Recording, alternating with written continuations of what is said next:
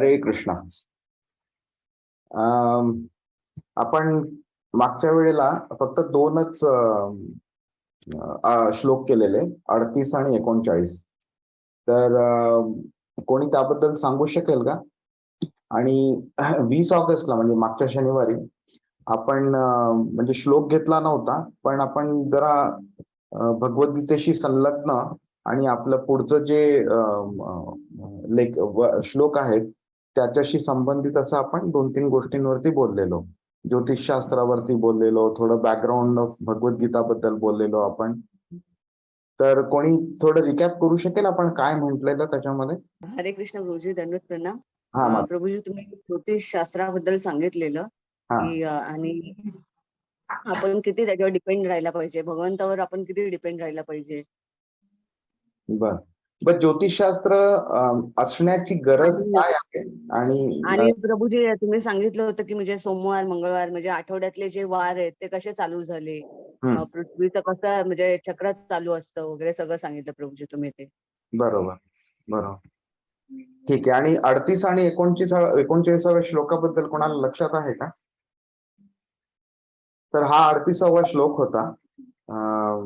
आणि ह्याच्यामध्ये असं महत्वाचं असं जे होतं की अर्जुनाला आतापर्यंत कृष्णाने फायदा मिळेल म्हणून युद्ध कर किंवा नुकसान होणार नाही म्हणून युद्ध कर असं सांगितलेलं. आणि ह्या श्लोकामध्ये तो अगदी युटर्न घेतोय. ह्या आणि पुढच्या श्लोकामध्ये तो एक युटर्न घेतो. युटर्न नाही म्हणू शकत, एक टँजेन्शियल म्हणजे असं एक वेगळ्याच डायरेक्शनला तो घेऊन जातो. आणि ही भगवद्गीताची दुसरी किंवा तिसरी पायरी म्हणू शकतो आपण. तर पहिल्या पायरीमध्ये काय झालेलं, त्यांनी आत्म्याबद्दल सांगायला चालू केलं. नंतर त्यांनी थोडं साईडलाईन मध्ये जाऊन तो कर्मकांडाबद्दल सांगतोय की शरीराच्या गरजा जेव्हा तुम्ही भागवायचा प्रयत्न करता त्यावेळी आत्म्याची गरज आणि शरीराची गरज ह्या दोघांना जर तुम्ही कम्पेअर केलं तर आत्म्याची गरज म्हणजे आत्म्याची जी कर्तव्य आहेत ती निरंतर आहेत. शरीराची गरज, शरीराची कर्तव्य ही फक्त त्या शरीरापुरती आहेत. अगदी जास्तीत जास्त म्हणजे पुढचे काही जन्म तुम्हाला त्याचा फायदा होईल. जसं की आजच्या श्लोकांमध्ये आपण बघू, स्वर्गाची प्राप्ती होण्याकरता जी लोक काम करतात, कर्म करतात, त्याचा फायदा त्यांना स्वर्गामध्ये जाण्याकरता होतो. तिकडे थोडे एन्जॉयमेंट त्यांना मिळते, आनंद मिळतो. आणि मग नंतर त्यांना खाली येऊन परत मृत्यू लोकावरती परत येऊन त्यांना त्यांचं जीवन चालू करावं लागतं परत. त्यामुळे आत्मा आणि आत्म्या रिलेटेड जी कर्म आपण करतो ती परमनंट असतात आणि शरीर आणि शरीरा रिलेटेड जी आपण कर्म करतो ती टेम्पररी असतात. हे तो आतापर्यंत शिकवत होता. ह्या श्लोकामध्ये त्यांनी काय केलं, 38व्या श्लोकामध्ये त्यांनी सांगितलेलं आहे की सुख किंवा दुःख, फायदा किंवा नुकसान किंवा जय आणि पराजय ह्यांचा विचार न करता तुझं कर्तव्य आहे युद्ध करणं, क्षत्रिय आहेस म्हणून त्या कर्तव्याकरता तुला तुझं युद्ध केलंच पाहिजे. आणि जर तू तुझं कर्तव्याचं पालन केलं तर तू युद्ध करून लोकांना मारून सुद्धा तुला पाप लागणार नाही. कारण तू तुझं कर्म तुझं कर्तव्य म्हणून केलेलं आहे. शरीर धर्म जो आहे त्या रिलेटेड तुझं म्हणजे जे कर्तव्य आहे त्या रिलेटेड तू केलं म्हणून तुला पाप लागणार नाही. आणि आपण बऱ्याच डिटेलमध्ये गेलेलो आपण की अर्जुनाची एक भीती होती की बाबा मला पाप लागेल. तर म्हणून कृष्ण आता त्याला सांगतोय की बाबा तुला पाप लागणार नाही, तू काळजी नको करूस म्हणून. आता आपण 39व्या श्लोकामध्ये काय बघितलं आपण, तर वेगळे वेगळे नवीन शब्द कृष्णाने ह्या श्लोकामध्ये आणले. आणि त्या श्लोकाचा गर्भित अर्थ म्हणतो तसं होतं की आत्तापर्यंत मी तुला जे शिकवलं ते एका पायरीवरचं ज्ञान होतं. आता मी तुला त्याच्याही वरच्या पायरीवरचं ज्ञान देणार आहे. आणि हे ज्ञान काय आहे, ते ज्ञानाचा जो उपयोग होईल, त्याचा जो फायदा होईल, तो फायदा कसा आणि किती निरंतर आहे ते आपल्याला आजच्या श्लोकांमध्ये बघायला मिळेल, 40 आणि पुढच्या श्लोकांमध्ये. आज आपण 40, 41, 42 आणि 43 असे 4 श्लोक करू. त्या 4 श्लोकांमध्ये कृष्ण हा जो इथे मार्ग शिकवतोय 39व्या श्लोकामध्ये, त्या मार्गावरती चालण्याचा काय फायदा आहे हे आपल्याला 40व्या श्लोकात सांगतो. नंतर तो 41व्या श्लोकामध्ये ह्या मार्गावरती चालणारी जी लोक आहेत आणि 31 आणि 37व्या श्लोकापर्यंत त्यांनी जे जो मार्ग सांगितला कर्मकांड, त्या मार्गावरती चालणाऱ्या लोकांना तो एकमेकांबरोबर कम्पेअर करतो. हा, आणि 42 आणि 43व्या श्लोकामध्ये आणि 44व्या श्लोकामध्ये सुद्धा तो जो कर्मकांड या मार्गावरती जी लोक चालतात त्यांची बुद्धी, त्यांची मानसिक वृत्ती आणि त्यांना मिळणारे फायदे, त्यांची मानसिक वृत्ती त्याबद्दल तो सांगतो. आणि त्यांना मिळणारे जे फायदे असतात ते फायदे किती तुटपुंजे असतात, किती छोट्या कालापर्यंत ते असतात ते तो सांगतो. आणि त्या फायद्यांमुळे खरं तर जे नुकसान होतं त्याबद्दलही तो ते सांगतो. आणि 44व्या श्लोकामध्ये तो हेही सांगतो की अशा लोकांची बुद्धी जी भ्रष्ट झालेली असते त्यांना किती पुढे नुकसान होतं त्याचं. तर आपण हे बघू श्लोक. आता 39व्या श्लोकामध्ये तो काय करतोय की तो सांगतोय की आता मी तुला एका पद्धतीने शिकवत होतो, आता मी तुला अजून एका वेगळ्या पद्धतीने शिकवणार आहे, बुद्धियोगामार्फत शिकवणार आहे. बुद्धियोग म्हणजे काय, तर आपण अगदी संक्षिप्त रूपामध्ये बघू तर जे 4 योग कृष्णांनी जे सांगितलेले आहेत भगवद्गीतेमध्ये, त्याच्यामध्ये बुद्धियोग येत नाही. कृष्णांनी कर्मयोग शिकवला आहे, ज्ञानयोग शिकवला आहे, ध्यान योग शिकवला आहे आणि भक्तियोग शिकवला आहे.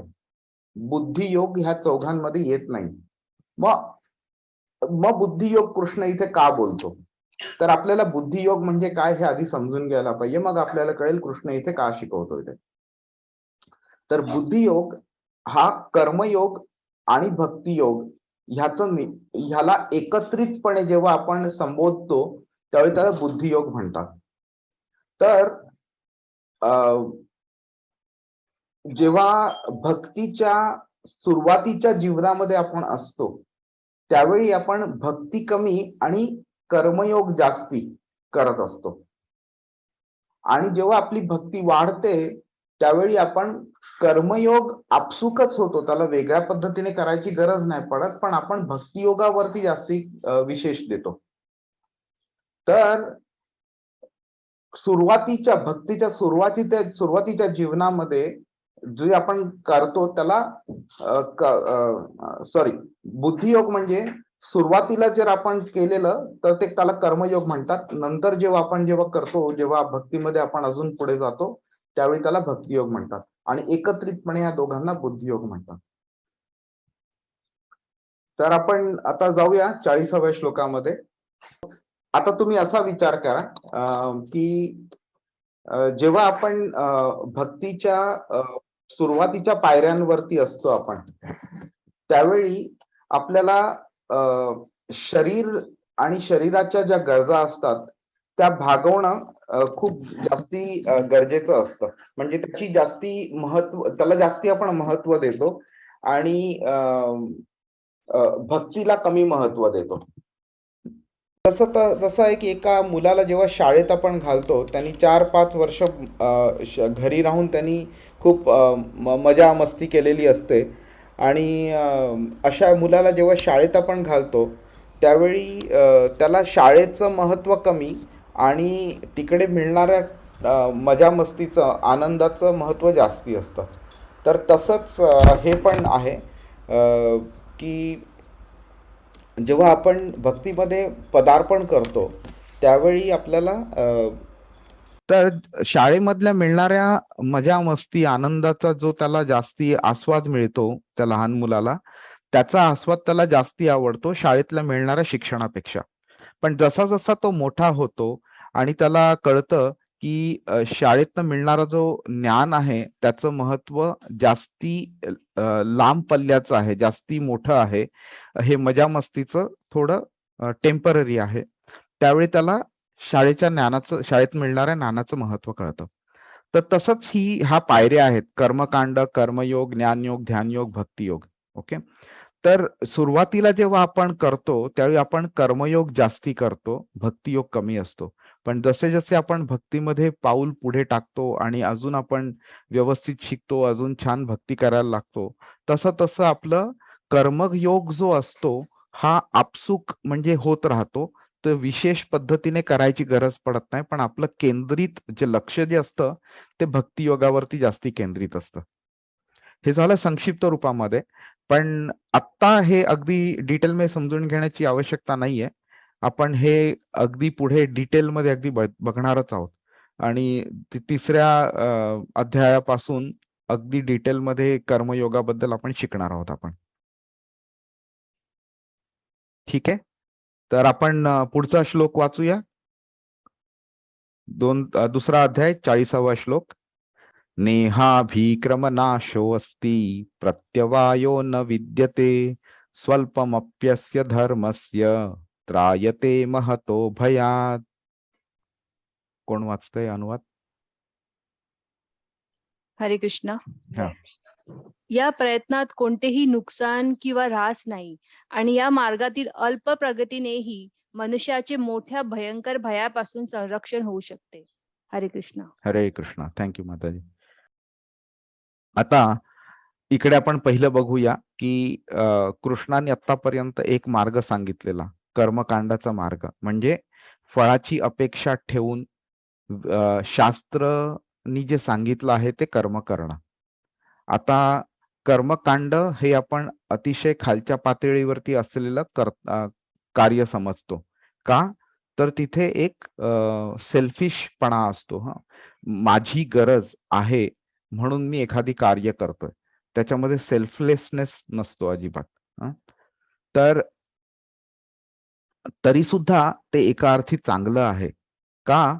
तर ते शास्त्रांनी जी एक मर्यादा देऊन ठेवलेली आपल्याला, की बाबा मनुष्य जन्म मिळालेला आहे, तर तुम्ही अमुक एक गोष्टी करू शकता आणि अमुक एक गोष्टी तुम्ही नाही करू शकत. तर त्या मर्यादेमध्ये राहून त्या मर्यादेचा उल्लंघन न करता जर आपण कार्य केलं तर ते शास्त्राला मंजूर आहे. पण जर का आपण ती मर्यादा ओलांडली आणि कार्य करायचा प्रयत्न केला तर ते शास्त्राला मंजूर नाही. ते ह्याचाच अर्थ काय? आपण छोटस उदाहरण जर घ्यायचा प्रयत्न केला तर समजा नदीला किंवा समुद्राला एक अमुक एक जागा देऊन ठेवलेली आहे. पण जेव्हा नदीमध्ये किंवा समुद्रामध्ये जास्ती पाणी होतं, पाऊस भरपूर जोराचा पडतो, भरपूर पाणी येतं, त्यावेळी नदी त्याची मर्यादा ओलांडते. समुद्र त्याची मर्यादा ओलांडतो आणि मग गावामध्ये किंवा शहरात पाणी येतं. मग अशा वेळी काय होतं? सगळ्यांचं नुकसान होतं. इथे शास्त्र पण आपल्याला तेच सांगतोय की बाबा तुम्हाला खाण्याकरता अमुक एक गोष्टींची निर्मिती होते तुमच्याकरता. तुम्ही अमुक एक गोष्टी खायच्या, अमुक एक गोष्टी नाही खायच्या. तुम्ही वागताना अमुक एक पद्धतीने वागायचं, अमुक एक पद्धतीने नाही वागायचं. का? तर त्याच्यात संपूर्ण नुसतं मानव जातीचं नाही तर संपूर्ण प्राणी आणि जे झाडं वगैरे त्या संपूर्ण निसर्गाचं फायदा त्याच्यामध्ये आहे. आपण जेव्हा ही मर्यादा क्रॉस करतो त्यावेळी संपूर्ण निसर्गाचं नुकसान होतं. आणि मग होतंय काय त्याच्यामुळे? जर आता आपण एक पाऊल अजून पुढे टाकलं तर ह्या जगाची निर्मिती का केलेली आहे? अगदी संक्षिप्त रूपात सांगायचं झालं तर आपली जी कामवासना होती इथे येण्याआधी, त्या कामवासनेची पूर्ती व्हावी, आपल्याला अक्कल मिळावी की ही कामवासना पूर्ण करण्यासाठी आपल्याला आत्मा म्हणजे आपल्या आत्माचे ते आपल्या आत्म्याचं कर्तव्य नाहीये किंवा त्याच्या करता खरं हे शरीर दिलेलं नाहीये. तर शरीर दिलेलं आहे हे कृष्णाची भक्ती करण्याकरता. तर त्याचा तिकडे करेक्ट वापर व्हावा ह्याची अक्कल आपल्याला मिळावी म्हणून आपल्याला टेम्पररी इथे एन्जॉयमेंट मिळते आणि त्याच्या रिलेटेड आपल्याला शिक्षण पण मिळतं की हे टेम्पररी आहे, हे चुकीचं आहे, जे परमनंट आहे त्याच्या मागे जाणं. तर आपण काय करतो? ह्या टेम्पररीला परमनंट समजून बसलोय आणि फक्त त्याच्या मागे धावायचा प्रयत्न करतोय आणि तिकडे आपण मग पाप करतो आणि किंवा पुण्यही करतो आणि मग नवीन नवीन आपल्या शरीर मिळवण्यासाठी आपण कार्य करत राहतो आणि ज्याच्यामुळे आपल्याला नवीन नवीन शरीर मिळतं. परत त्या शरीराच्या गरजा भागवण्याकरता मग कर्म करावं लागतं, परत पाप किंवा पुण्य करतो, परत शरीर मिळतं आणि मग हे चक्र चालू राहतं. भगवद्गीता आपल्याला ह्या शरीराच्या ह्या चक्रातनं बाहेर कसं पडायचं ते शिकवते आता. त्यामुळे कृष्ण आता जो मार्ग सांगतोय इथे 40व्या श्लोकापासून, त्या मार्गाची सुरुवातीला तो प्रशंसा करतोय. प्रशंसा म्हणजे कशा पद्धतीने करतोय, तर पहिल्यांदा जेव्हा आपल्याला कॉन्फिडन्स मिळायचा असतो, एखादी गोष्ट जेव्हा एक व्यक्ती येऊन आपल्याला सांगते, की बाबा तुला मी एक नवीन प्रॉडक्ट देतोय. त्या प्रॉडक्ट मधनं आपल्याला फायदा आहे की नाही, आपण आधी त्याचा विचार करतो. जर फायदा नसला तर आपण पाऊल पुढे टाकत नाही. जर का त्यांनी सांगितलं बाबा तुला 100% फायदा आहे आणि एकाही टक्क्याचं नुकसान पण नाही तुला, तर मग आपल्याला किती आनंद होईल. त्याच प्रकारे आता आपल्याला कृष्ण समजवतोय. कृष्ण काय सांगतोय की ह्या प्रयत्नामध्ये कोणत्याही प्रकारचं नुकसान नाही. नुकसान तर नाही आणि त्याच्यामध्ये ऱ्हास पण होणार नाही, कमी पण होणार नाही आणि ह्या अल्प प्रगतीने मनुष्याचा भयंकर मोठा फायदा होणार आहे. आता तुम्हाला असं समजा की आता राकेश झुंझुनवाला वारले, पण समजा त्यांच्याच तोडीचा कोणी माणूस येऊन भेटला आणि तुम्हाला सांगितलं की बाबा रे तू ह्या कंपनीच्या शेअर्स मध्ये इन्व्हेस्ट कर. मग आधी तुम्ही घाबरणार की बाबा शेअर्स मध्ये इन्व्हेस्ट करायचे, नुकसान झालं तर. मग तो येऊन तुम्हाला सांगणार अरे नको, काळजी नको करू, ह्या कंपनीचं ना त्यांनी एक गॅरंटी दिली आहे की आमच्या कोणत्याही शेअर होल्डरनी कोणत्याही प्राइसला शेअर विकत घेतला तरी त्याच्या शेअर्सचं कधीही नुकसान होणार नाही, प्राइस कधीही पडणार नाही आणि फक्त ती वरतीच जाणार. मग कोण आहे जो हा शेअर विकत नाही घेणार? सगळे घेतील, बरोबर. इकडे त्याचप्रमाणे कृष्ण आपल्याला शिकवतोय की ह्या मार्गावरती कोणत्याही प्रकारचं नुकसान नाही आणि ऱ्हास पण नाही. म्हणजे असंही नाही की बाबा तुम्ही 100 रुपये टाकले, तुम्हाला 100 नाही मिळाले पण 98 मिळाले, थोडासा ऱ्हास झाला. पूर्णपणे नुकसान तर दूरचीच गोष्ट, पण ऱ्हास पण नाही होणार, 98 सुद्धा नाही. तुम्हाला कमीत कमी तुम्हाला 100 तरी परत मिळतीलच तुमचे रुपये. तर हा मार्ग कोणता आहे? तर हा मार्ग आहे आध्यात्मिक प्रगतीचा. का तो तसा आहे? का त्याच्यात नुकसान नाही?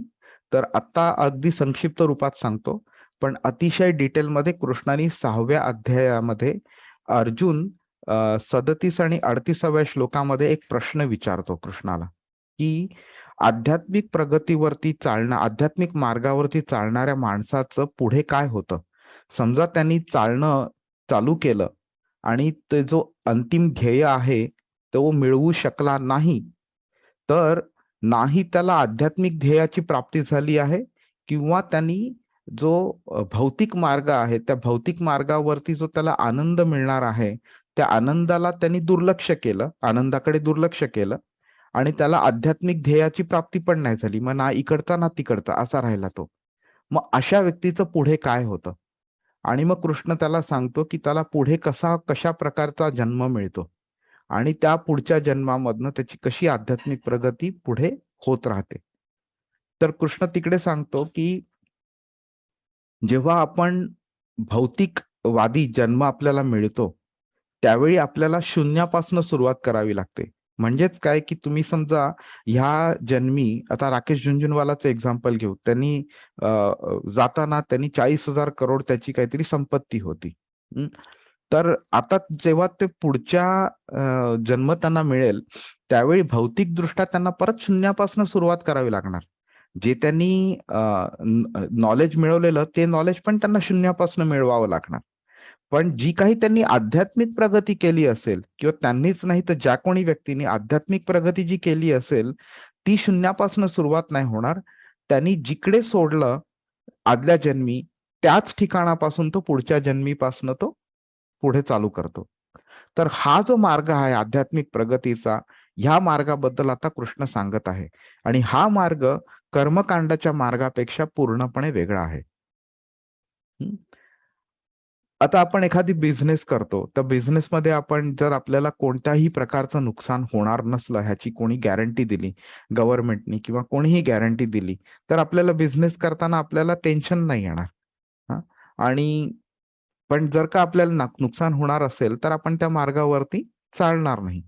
म्हणजेच काय की बिझनेस करायचा किंवा नाही करायचा ह्याचा जो निर्णय आहे तो निर्णय आपण कधी घेतो, जेव्हा आपल्याला जाणवतं की नुकसान होणार आहे किंवा नाही होणार आहे, फायदा होणार आहे किंवा नाही होणार आहे.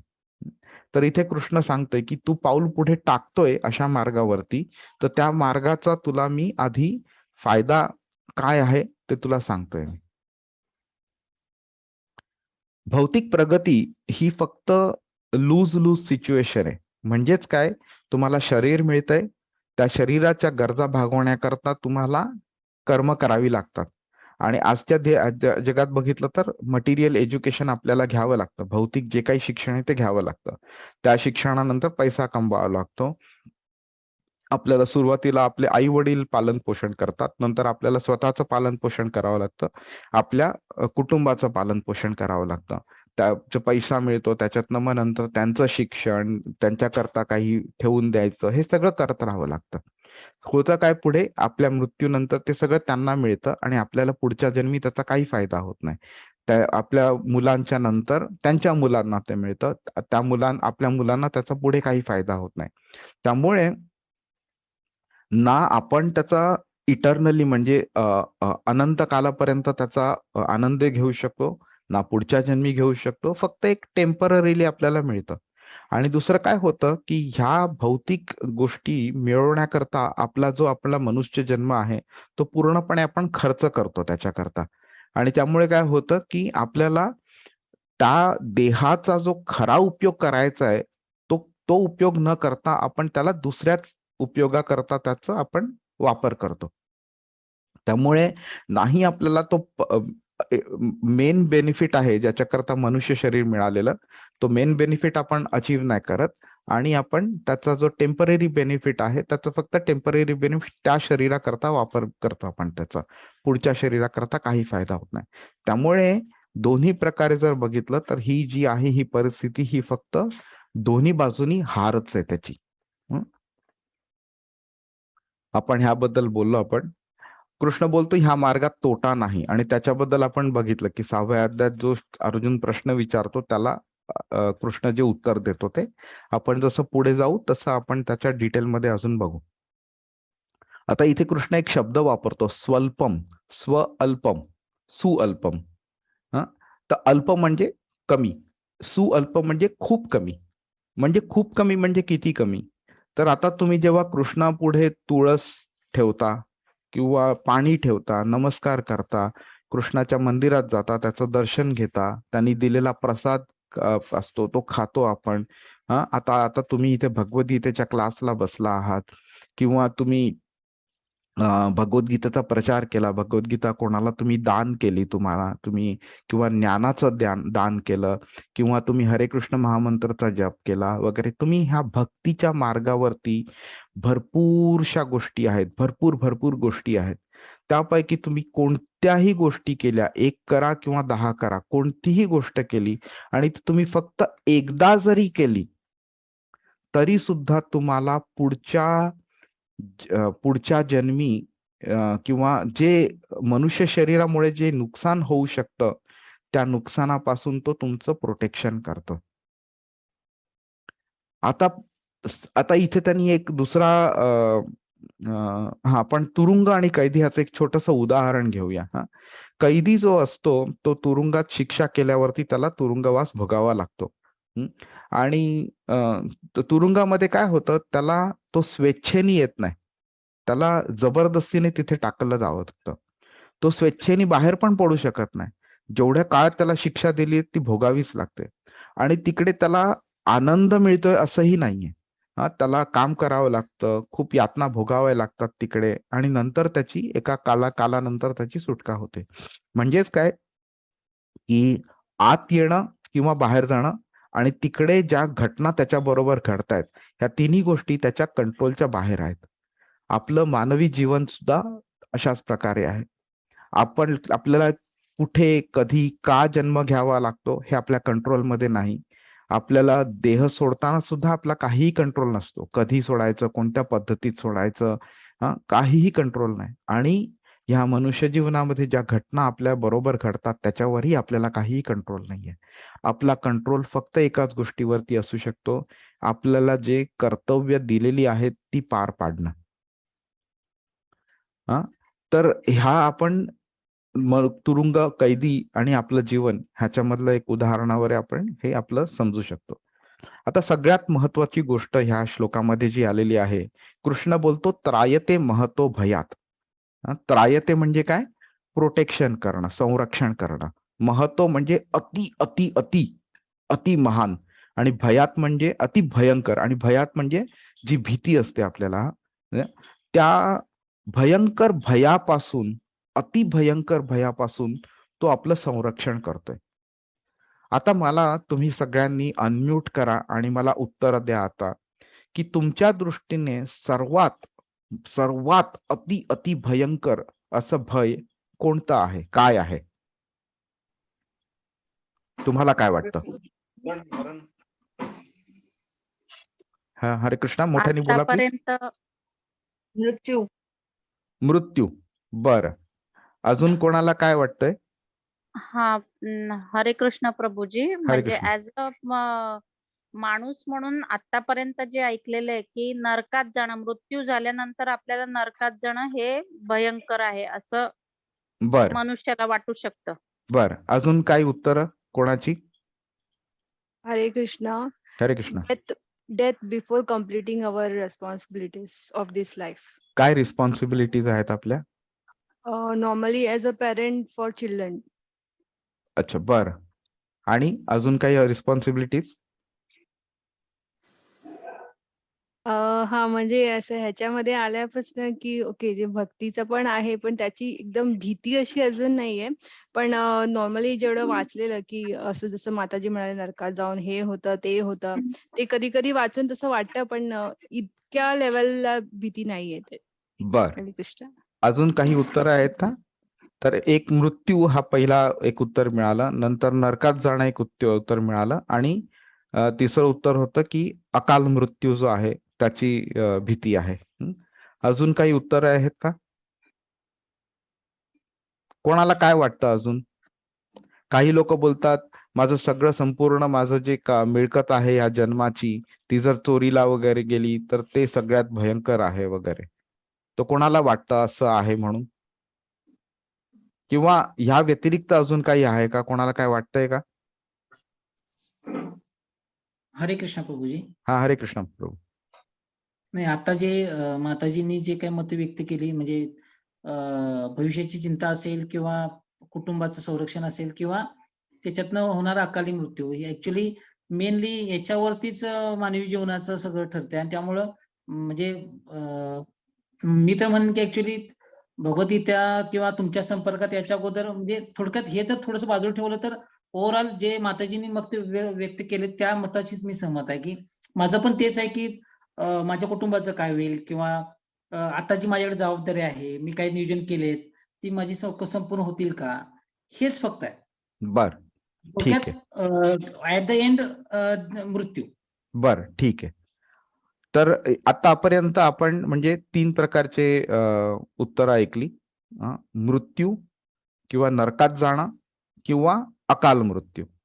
तर आपण पहिल्यांदा आपण मृत्यूकडे बघूया. तर आता कृष्ण इथे काय आपल्याला प्रॉमिस करतोय? भयंकर भयापासून संरक्षण होऊ शकते. तर आता एक उदाहरण घ्या. आतापर्यंत आपण काय बोललोय की कोणतं कार्य आणि किती केलं तर आपल्याला ते भयंकर भयापासून संरक्षण देऊ शकतं. तर आपण कार्य कोणती ते पण बघितलं. हरे कृष्ण महामंत्राचा जप, कृष्णाचं दर्शन, कृष्णाला तुळस अर्पण करणं, पाणी देणं, कृष्णाची पूजा करणं वगैरे, नमस्कार करणं वगैरे. तर ते तर केलेलं आहे आपण, बरोबर. आतापर्यंत तुम्ही पण भरपूर केलंय आणि आम्ही पण भरपूर केलंय, आणि आमच्या आधी सुद्धा बऱ्याच लोकांनी केलंय. तर त्यांचा मृत्यू झाला नाही का? ते अमर झाले का? तसं तर नाहीये ना. म्हणजे काय झालं, आता 2 गोष्टी येतात त्याच्यामध्ये. म्हणजे कृष्णाने त्यांचं संरक्षण केलं नाही, किंवा म्हणजे कृष्ण खोटं बोलला, किंवा कृष्णाने त्याचं प्रॉमिस दिलंच नव्हतं, मी तुमचं मृत्यूपासून संरक्षण करीन म्हणून प्रॉमिस दिलंच नव्हतं. तर ही सेकंड प्रोबॅबिलिटी जास्ती खरी आहे. कारण आपल्याला कळेल आता पुढे जसं तो बोलतो की बाबा कोणतं भय आहे ते. दुसरी गोष्ट, म्हणजे काय, मृत्यूचं त्यांनी प्रॉमिस दिलेलं नाही ह्याच्यामध्ये, म्हणजे मृत्यू हा करेक्ट आन्सर नाहीये. नरकात जाणं, तर नरकात जाणं म्हणजे तिकडे आपण आधी पण नरकात कधी गेलेलो असू, आपल्याला कुठे आठवते आता. आणि नरकात जाण्याकरता एका प्रकारचं शरीर आपल्याला मिळतं, कारण नरकात हे शरीर जात नाही.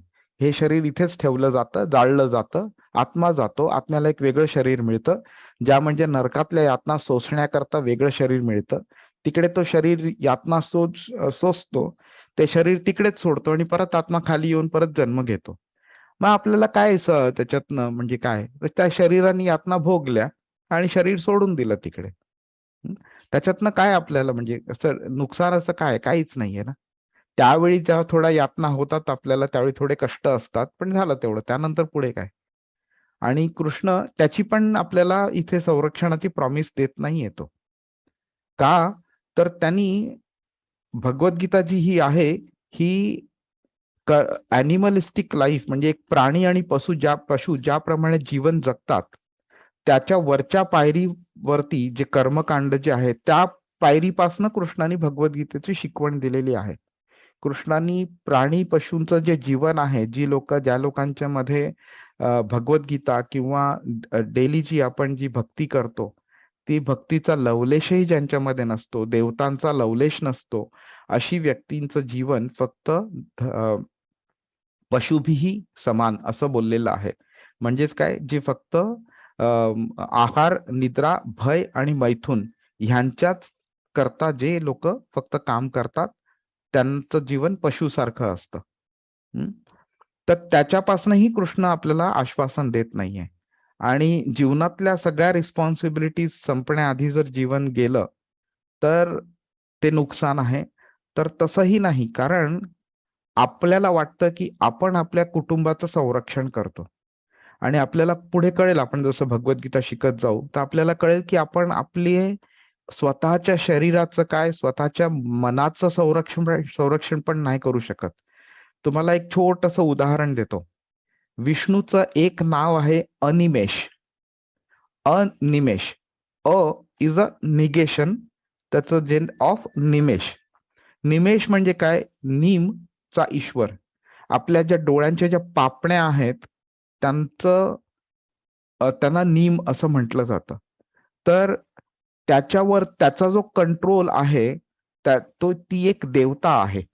म्हणजे आता वरुण देवता किंवा इंद्र देवता, गणपती देवता, कसे सगळे वेगळे वेगळे देवता आहेत आणि प्रत्येकाला एक एक एक एक काम देऊन ठेवलेलं आहे.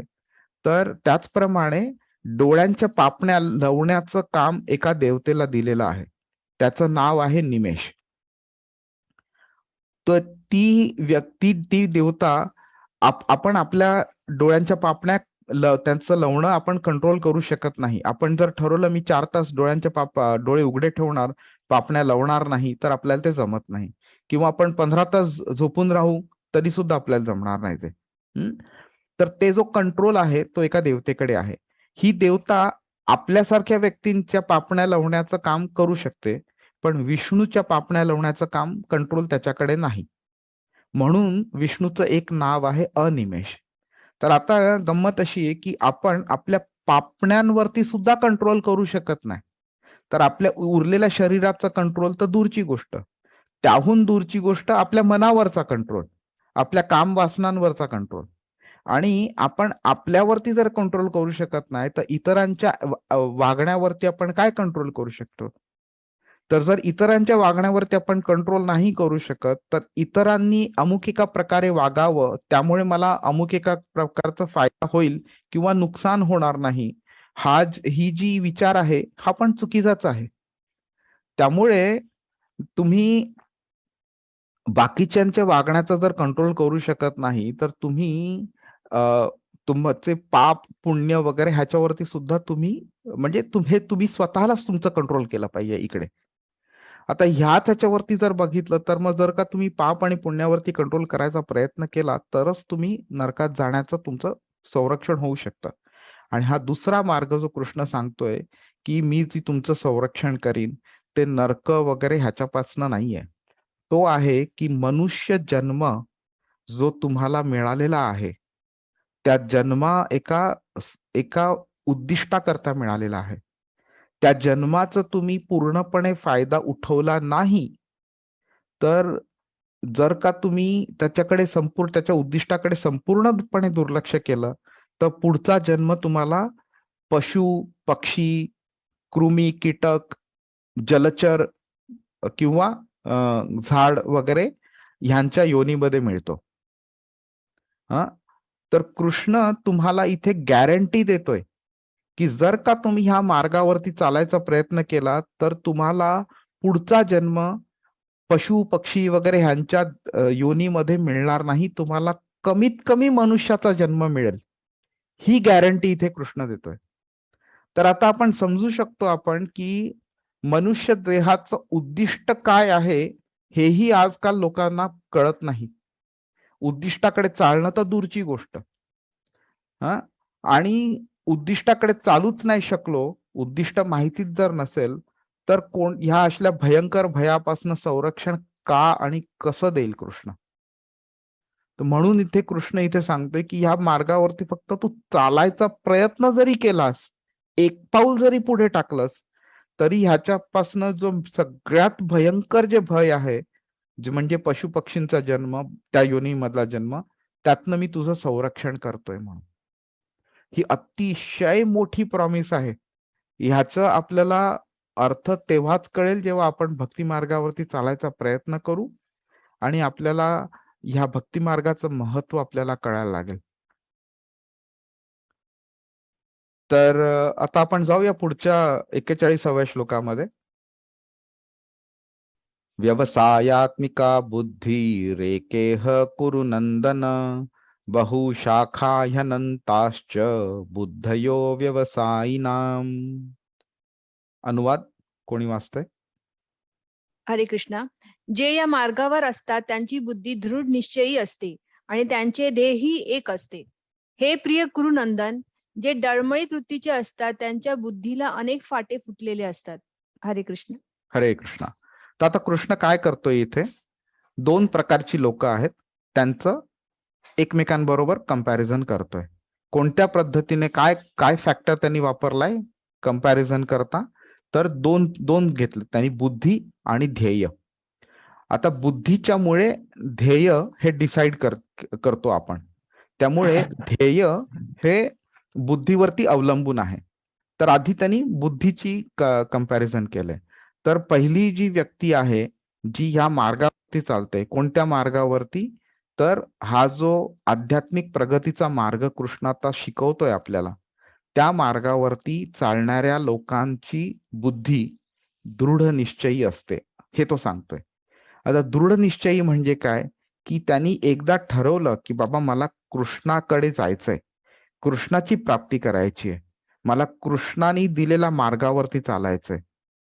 तर तो त्यांचा निश्चय जो असतो तो दृढ असतो, तो डळमळीत होत नाही. म्हणजे काय?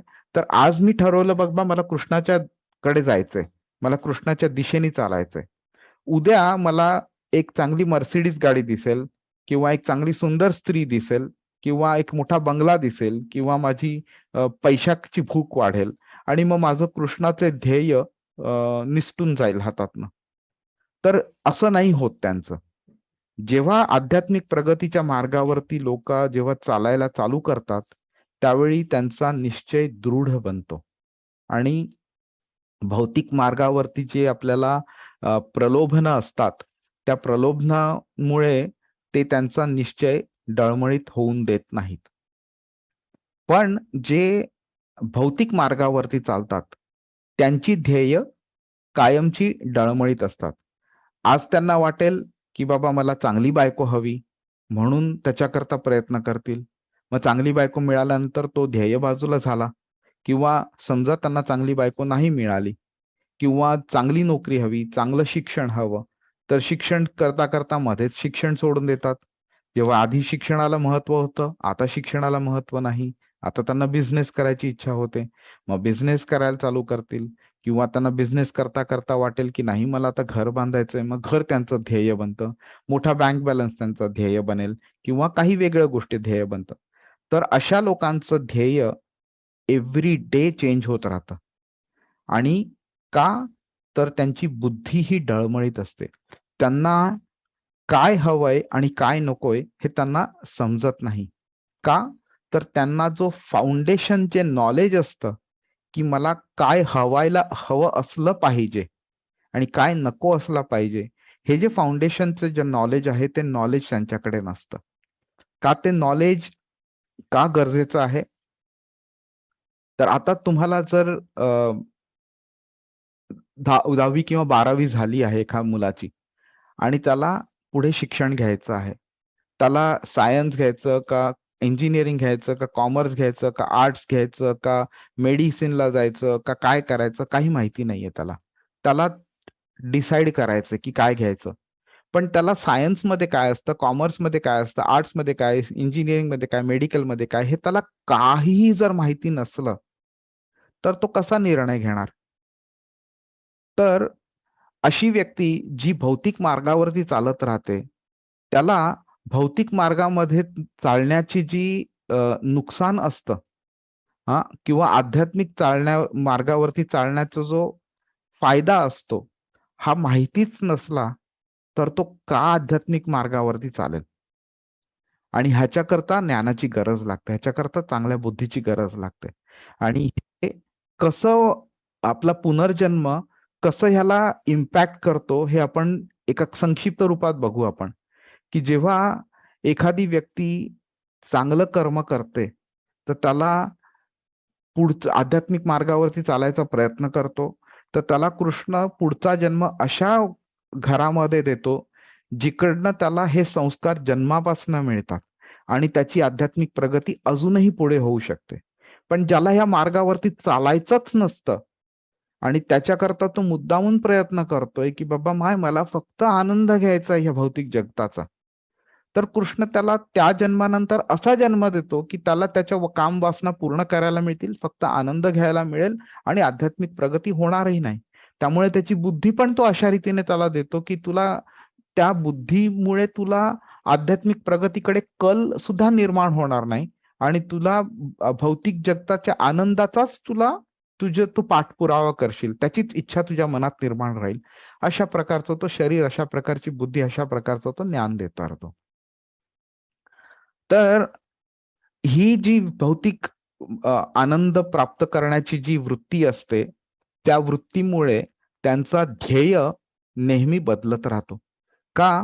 तर त्याची बहुशाखा ह्यनंताश्च. बहुशाखा असते. त्यांची बुद्धी वेगळ्या-वेगळ्या दिशेला नुसती भरकटत असते त्यांची.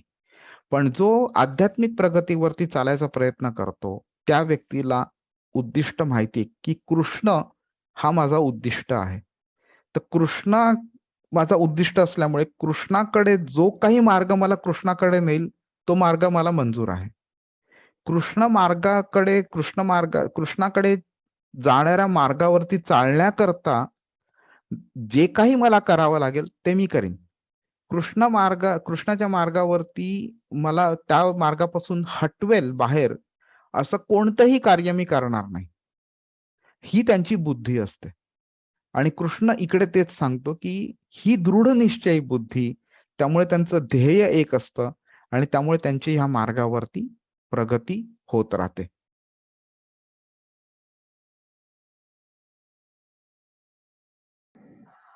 हरे कृष्ण प्रभू. हां, माताजी. हरे कृष्ण.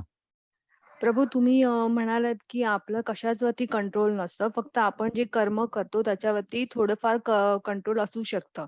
सो बेसिकली आता सपोज काहीतरी करायचं ए कर्म करायचं सो ते ए कर्म करताना आपण समजा एक्स आणि वाय हे 2 मार्ग असले, तर ते आपण कंट्रोल म्हणजे कसं? की एक्स मार्ग चूज करायला कंट्रोल आहे, की आपण जे करणार आहोत पुढे त्याच्यामध्ये काहीतरी फ्री विल वगैरे आहे. ते कंट्रोल कसं आहे ते मला कळलं नाही. हरे कृष्ण. माताजी आपण उत्तरच दिलेले आहे हे फ्री विल हा शब्द वापरून. तर फ्री विल हा ओके. असतो डिसिजन करता. तुमच्याकरता 2 थाळ्या समोर असतात. एकामध्ये व्हेजिटेरियन फूड आहे, एकामध्ये नॉन व्हेजिटेरियन फूड आहे. हां. 50 लोकांची पार्टी चाललेली आहे. 49 लोकं आनंदाने अगदी नॉन-व्हेज खात आहेत. 100 प्रकारचे नॉन-व्हेजचे प्रकार आहेत अगदी. अगदी म्हणजे डोळ्याला वास वगैरे खूप चांगला येत असेल. डोळ्याला त्याचं म्हणजे दर्शन पण खूप चांगलं वाटत असेल. आणि त्या दिवशी एकादशी आहे आणि तुम्हाला इथे साबुदाण्याची खिचडी ठेवली आहे. आता तुम्हाला निर्णय घ्यायचा आहे, दोन प्रकारची जेवणं आहेत. तुम्हाला निर्णय घ्यायचा आहे कोणतं जेवण मी जेवणार. तर ह्या निर्णयामध्ये कृष्ण तुम्हाला फोर्स नाही करणार की तू हेच खाल्लं पाहिजे कारण ह्या कारणाकरता वगैरे नाही. तुमचं स्वातंत्र्य आहे. त्यांनी दोन्ही ताटल्या तुमच्या समोर ठेवलेल्या आहेत. काय खायचं काय नाही हे तुमच्यावरती आहे. तुम्ही जर नॉनव्हेज खाल्लं तर त्या रिलेटेड जो फायदा किंवा नुकसान आहे त्याचं कर्तव्य, त्याची रिस्पॉन्सिबिलिटी तुमच्यावरती आहे. तुम्ही साबुदाण्याची खिचडी खाल्ली तर त्याचा फायदा नुकसान जे काही आहे ते पण तुमची रिस्पॉन्सिबिलिटी आहे. ज्या एक वाय म्हणतो ना, वाय फाटा, दोन रस्ते फुटतात जिकडे, तो त्या फाट्यावरती तुम्ही उभे असता नेहमी डिसिजन घेताना. तो डिसिजन घेताना तुम्ही कोणत्या गोष्टीला महत्व देता, तुमच्या शारीरिक गरजेला का तुमच्या आध्यात्मिक प्रगतीला. जर तुम्ही शारीरिक गरजेला महत्व दिलं तर तुम्ही त्या प्रकारचा डिसिजन घेणार आणि त्या डिसिजनची रिस्पॉन्सिबिलिटी पाप पुण्याची तुमची राहिली. जर तुम्ही आध्यात्मिक प्रगतीचा डिसिजन घेतला, त्याच्याकरता डिसिजन घेतला तर तिची रिस्पॉन्सिबिलिटी तुम्ही घेता आणि कृष्ण त्याच्यामध्ये तुम्हाला पुढे चालायला मदत पण करतो. आणि ते कसं ते आपण बघू पुढे. त्यामुळे कर्म करताना जी जी जी फॅक्टर्स असतात ज्याच्यामुळे कर्म होतं त्याच्यावरती तुमचा कंट्रोल नसतो, पण जो डिसिजन तुम्ही घेतो त्याच्यावरती तुमचा कंट्रोल असतो आणि त्या डिसिजनची रिस्पॉन्सिबिलिटी तुमच्यावरती असते. ओके, हरे कृष्ण. म्हणजे अगर आपण आध्यात्मिक दृष्ट्या जर विचार केला तर मग आपल्याला देवाची हेल्प एकदम इझिली मिळून जाईल. बरोबर आणि बरोबर. प्रभू असं ना एखाद्याचा मृत्यू झाला ना तर आपण म्हणतो अरे त्यांनी तिथे जायलाच नाही पाहिजे होतं, त्यांनी हेच केलंच नाही पाहिजे होतं, मग कदाचित वाचला असता. सो भाऊ खूप वेळा ना मी असं ऐकलं इतरांना बोलताना की जेव्हा एंड येतो ना तेव्हा अशीच बुद्धी होते. सो ती बुद्धी होते ती कसली, म्हणजे त्याच्यामध्ये आपलं हात नसतो का? हरे कृष्ण. नाही, असं नसतं ते. जेव्हा ती वेळ जेव्हा येते त्यावेळी त्यांनी कोणताही डिसिजन घेतला असतो तरी त्याचा तो मृत्यू होणारच असतो.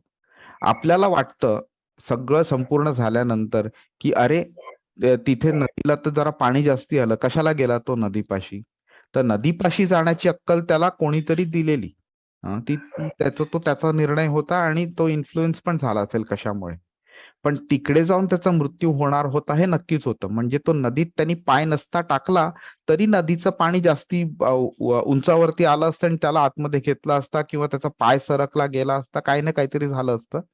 पण त्याचा मृत्यू तो झालाच असता. आणि आपण किती बघितलेत ना, जर मृत्यू व्हायचा नसेल तर कधी कधी लोकांचं म्हणजे ट्रेनची ऍक्सिडेंट होतात, प्लेनचे ऍक्सिडेंट होतात, कधी कधी लोक तिकीट काढून सुद्धा त्या फ्लाईटमध्ये बसू नाही शकत, ते वाचतात. कधी कधी लोकांची इच्छा नसते तरी सुद्धा ते कोणाच्या तरी कारणाने त्यांना इन्फ्लुएन्स केलं जातं आणि ते जातात फ्लाईटमध्ये आणि तो फ्लाईट ऍक्सिडेंट होतो, ते मरतात. तर ह्या गोष्टी घडवून आणलेल्या पण असतात. हा, पण त्याला असं समजणं की हे संपूर्णपणे मी केलंय किंवा ह्याच्यामध्ये संपूर्णपणे माझा काही हात नाही, हे चुकीचं आहे. यू आर रिस्पॉन्सिबल बिकॉज तुम्ही अशी काही कर्म आधी केली होती ज्याच्यामुळे तुमचा अशा प्रकारे मृत्यू ठरलेला आहे. तर तुम्ही त्या पर्टिक्युलर इन्सिडेंटमध्ये तुम्ही रिस्पॉन्सिबल भलेही नसाल किंवा तुम्ही कॉन्ट्रीब्युट केलं नसेल, काही फॅक्टर नसेल तुमचा, तरी सुद्धा यू आर रिस्पॉन्सिबल बिकॉज त्याच्या ते जो आहे तो इफेक्ट आहे, त्याचं कारण जे आहे ते आधी कधी घडलेलं. त्यामुळे कुठून ना कुठून तरी ती रिस्पॉन्सिबिलिटी आपली बनतेच बनते. हरे ओके कृष्ण. प्रभू, हरे कृष्ण. सुबल प्रभू, ते अनिमेश जे तुम्ही अर्थ सांगितला जरा परत एकदा पटकन सांगाल का संक्षिप्त त्याच्यामध्ये? अनिमेश का म्हणतात विष्णूंना? तर जी देवता पापण्यांचं लवणं किंवा न लवणं कंट्रोल करते त्या देवतेचं नाव आहे निमेष. तर निमेष फक्त मनुष्य किंवा प्राणी मात्रांचं, जीवात्म्यांचं हे पापण्यांचं लवणं कंट्रोल करू शकतो. विष्णूच्या पापण्यांना नाही कंट्रोल करू शकत, म्हणून विष्णूचं नाव अनिमेष आहे. Okay okay, thank you Prabhuji, thank you. Hare Hare Krishna. Krishna. हरे कृष्ण प्रभूजी. हा, हरे कृष्ण. प्रभूजी तुम्ही जसं बोललात की म्हणजे मृत्यू अटळ आहे, तर आता हे काय काय जे जण आहे ते सुसाईड वगैरे करतात, मग त्यांचा पण तसा अकाली मृत्यू त्यांचा पण येतो, मग ते त्यांचं काय पूर्व डिसाईड असेल की कसं नाही, काय असेल प्रभूजी? सुसाईड करणं हे अकाल मृत्यू होतो आणि तो अकाल मृत्यू म्हणजे स्वतःहून घडवून आणला किंवा निसर्गाने घडवून आणला तरी दोन्ही अकाल मृत्यूच असतं. अकाल मृत्यू म्हणजे अं, अं, जी मृत्यूची जी जनरल वय नसतं अशा वेळी झालेला मृत्यू म्हणजे अकाल मृत्यू. आणि सुसाईड करणं म्हणजे स्वतःहून ओढवून आणलेला, जबरदस्तीने आणलेला मृत्यू. आता जेव्हा 80 वर्षाची व्यक्ती जेव्हा सुसाईड करते त्यावेळी त्याला अकाल मृत्यू नाही म्हणत. हां. त्याला सुसाईडच असतं ते. पण दोन्ही वेगळ्या गोष्टी आहेत, अकाल मृत्यू आणि सुसाईड. तर सुसाईड करणारी व्यक्ती हे सुसाईड आपल्या वैदिक धर्मामध्ये सुसाईड अजिबात एक्सेप्टेबल नाहीये. आणि हे जे बाकीचे रिलिजन्स आहेत किंवा ज्याच्यामुळे ही जी प्रकार जो आता जरा प्रचलित झालेला आहे सुसाईड करण्याचा, तो प्रकार का झालाय प्रचलित ते एक छोट्याशा ह्यानी बघूया आपण, त्यात छोटंसं फिलॉसॉफी बघूया. जेव्हा लोकांना शरीर आणि आत्मा ह्याच्यातला फरक नाही जाणवत, त्यांना आत्म्याचं एक्झिस्टन्स जाणवत नाही, शरीरच सर्व काही आहे असे जेव्हा जाणवतात, त्यावेळी त्यांना शरीर म्हणजे पुनर्जन्माबद्दल गोष्टी कळत नसतात. त्यामुळे त्यांना हेही कळत नसतं की आत्ताच्या ज्या यातना आपण भोगतोय किंवा आनंद जो उपभोगतोय आपण, तो आपल्या आधीच्या कर्मामुळे होता. ह्याचाच अर्थ काय की आत्ताची जी कर्म आहेत त्याच्यामुळे मला पुढे ह्या जन्मामध्ये किंवा पुढच्या जन्मामध्ये यातना किंवा आनंद भोगायला किंवा उपभोगायला लागणार आहेत. तर म्हणजेच काय झालं की हा जन्म जो मला मिळालेला आहे त्याच्यामध्ये किती यातना भोगायच्या आणि किती आनंद उपभोगायचा हे ठरलेलं आहे. थोड्याफार फरकाने इकडे तिकडे. काही काही कर्म अशी असतात जी आपण केल्या केल्या आपल्याला त्याचे रिझल्ट मिळतात. त्यामुळे ह्या जन्मी केले आणि ह्या जन्मी रिझल्ट मिळाले. त्यामुळे they get added into your current life. पण जनरली आपलं कर्माच्यामुळे आपल्या यातना किंवा आनंद ह्या जन्माचं ठरलेलं असतं. तर त्यामुळे होतं काय की जर का एखाद्या व्यक्तीने आत्महत्या केली तर तो त्याचं जीवन जे समजा 40व्या वर्षी कोणी आत्महत्या केली आणि तो समजा नसती आत्महत्या केली तर तो 70 वर्ष जगणार होता. तर 40 पासून 70 जे त्याचं जे यातना किंवा आनंद आहे तो अकाउंट डिलीट केला जात नाही. तो अकाउंट कॅरी फॉरवर्ड केला जातो पुढच्या लाईफमध्ये. आणि जर का त्याच्या डिझायर्स ठीक असल्या तर त्याला मनुष्य जन्म मिळतो आणि तिकडे तो यातना भोगतो. किंवा जर का त्याला खालच्या योनीतला जन्म मिळाला तर परत जेव्हा त्याची सायकल येईल, जेव्हा यायची तेव्हा, आणि तेव्हा जेव्हा त्याला मनुष्य जन्म मिळेल त्यावेळी तो उरलेल्या त्या यातना आहेत त्या त्याला भोगाव्या लागतात त्याला किंवा आनंद उपभोगायला लागतो. त्यामुळे सुसाईड करणं हा एक टेम्पररी सोल्युशन झाला. म्हणजे आजचं दुःख जे आहे ते मी उद्यावरती ढकललं. परमनंट सोल्युशन नाहीये. ते दुःख परमनंटली जात नाही किंवा आनंद तो परमनंटली जात नाही. तो आनंद उपभोगायलाच लागतो किंवा यातना ज्या आहेत त्या भोगायलाच लागतात. त्यामुळे सुसाईड करणारी जी व्यक्ती आहे त्याला जेव्हा आत्मा आणि शरीर, कर्म, अकर्म, विकर्म, पुनर्जन्म ह्या गोष्टीचे जेव्हा ज्ञान नसतं, जाणीव नसते, त्यावेळी तो आत्महत्या करतो. आणि त्यामुळे त्याला असं वाटतं की बाबा सुटलो मी म्हणून, पण नाही, सुटला नाहीस तू. परत एका जेलमधनं दुसऱ्या जेलमध्ये चाललाय, सुटला नाहीस तू. हरे कृष्ण. ओके हरे कृष्ण प्रभूजी, प्रभूजी. थँक्यू. हा, हरे कृष्ण माताजी. हरे कृष्ण प्रभूजी. हा प्रभू, हरे कृष्ण. हा, मला फक्त एवढं विचारायचं की आता जो तुम्ही आत्महत्या हा विषय तुम्ही बोलला, सुसाईड, मला असं सांगा की ऍक्च्युली म्हणजे ब्रह्महत्या आणि आत्महत्या, म्हणजे मला आता हे काय कन्सेप्ट क्लिअर नाहीये. ब्रह्महत्या म्हणजे तर याचं हे रिलेशन काय की आत्महत्याच म्हणजे ब्रह्महत्या का हे वेगळं आहे? वेगळं आहे. आत्महत्या म्हणजे आपण स्वतःची जेव्हा हत्या करतो तेव्हा. ब्रह्महत्या म्हणजे एखाद्या ब्राह्मणाची हत्या किंवा गायीची हत्या किंवा एखाद्या शुद्ध भक्ताची हत्या करणं वगैरे तशा प्रकारचं. किंवा तुळशी माता, तिला उपटून फेकून दिलं आणि तिची हत्या केली वगैरे. तर अशी जे फॅक्टर्स आहेत किंवा गुरु किंवा गुरुपत्नी, अशांची हत्या करणं ही ब्रह्महत्यामध्ये येते. तर असे जे फॅक्टर्स आहेत, अशी जी व्यक्ती आहे ज्यांच्यामुळे बऱ्याच लोकांची आध्यात्मिक प्रगती होऊ शकते, बऱ्याच लोकांच्या आध्यात्मिक प्रगतीकरता जे कारणीभूत असतात, अशा लोकांची हत्या करणं किंवा अशा फॅक्टर्सची हत्या करणं हे ब्रह्महत्येच्या कॅटेगरीमध्ये येतं. का? तर एका अशा व्यक्तीची तुम्ही हत्या केली तर जे अजून 100,000 10,000 जी लोक आहेत त्यांना जे आध्यात्मिक प्रगतीवरती चालण्याकरता जो फायदा झाला असता त्यांच्या जन्मामुळे त्यांच्या आयुष्यामुळे तो सगळा फायदा तुम्ही हिरावून घेताय. त्यामुळे त्या ब्रह्महत्येला पाप जास्ती मोठं लागतं. तर ब्रह्महत्या आणि आत्महत्या हे वेगळे वेगळे आहेत. ठीक आहे प्रभू. हरे कृष्ण प्रभूजी. हरे कृष्णा. Hare